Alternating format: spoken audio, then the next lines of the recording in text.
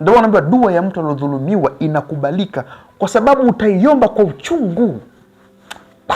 Mwenyezi Mungu, huyu jamaa huyo, hizi hela nilizitafuta, wallahi Mungu atakulipa wewe. Umeona hiyo? Unaisema kutokuitoa hapi moyoni. Wewe Mungu atakulipa wewe. Basi Mungu anamlipa kweli? Mungu anamlipa kweli. Kwa sababu anaisema ile kwa uchungu kutoka kweli moyoni. Huo ndo uchawi. Basi uchawi wa kujibiwa dua ni huo. Usiseme kutoka ulimini, sema kutoka moyoni. Na wewe leo mtawagia watu pia faida, wana jawabu. Twende haraka haraka. Kuna kitu kinatutawasali, kutawasali. Mpaka matatizo kuna kutawasali na matatizo. Wewe si ujala siku 2, unaambia Mungu, hii njaa Mwenyezi Mungu ulionipiga hii siku 2. Naomba Mwenyezi Mungu kwa maumivu ya hii njaa nifungulie jambo fulani.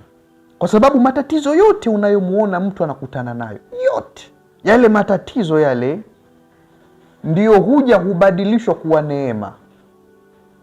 Ndio maana akasema Mwenyezi Mungu mwenyewe kwenye Qur'ani, inna ma'al usri yusra. Mazito yako pamoja. Yaani ukiona una gumu, basi ujue hilo gumu ndo linaloleta wepesi. Ndio maana ukiona neema zimeongozana sana kwako, shekhe, jiulize. Jiulize unakoenda sipo. Lakini ukijiona una madhila, limeingia hili, limetoka, limekuja hili, limeingia hili, limekuwa hivi, imekuwa hivi, imekuwa hivi, imekuwa hivi, tegemea muda wowote shekhe ukacheka mpaka huku. Kwa hata kutawasali huku na mambo haya magumu unayopitia, ujanja huu unawapa watu siri, watu wachukue hili. Wewe si unaugua na miaka 10 unaugua, mwambie Mwenyezi Mungu, Mwenyezi Mungu, kwa huu mtihani ulionipa nifungulie kitu fulani. Utaona. Na ndio maana hakuna dua zinazojibiwa kama za wagonjwa. Muona mgonjwa analala pale kitandani, shekhe, mgonjwa akikuombea dua wewe, Mungu anakubali dua yake pale pale. Watu hawajui haya. Nendeni hospitalini, si una shida? Nenda hospitalini. Wahudumie wale wagonjwa. Waambie jamani, niombeni dua kwa Mungu. Yule shekhe dua yake ni ya kweli. Mtu anaumia kaungua mwili mzima, alafu wewe Mungu huyu mpe wewe. Januari we. Mungu rahimu bwana. Mungu ana njia zake. Ana kona za kupita huko. Umeelewa vizuri?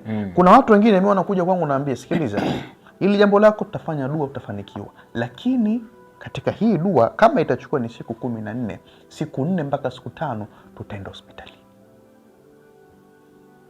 Tutahudumia wagonjwa. Wale pia waombe dua. Tunakuja kuchanganya na za kwetu. Hili jambo litafanikiwa. Wallahi na kweli tukifanya inaenda vile vile. Kisu kwenye mfupa.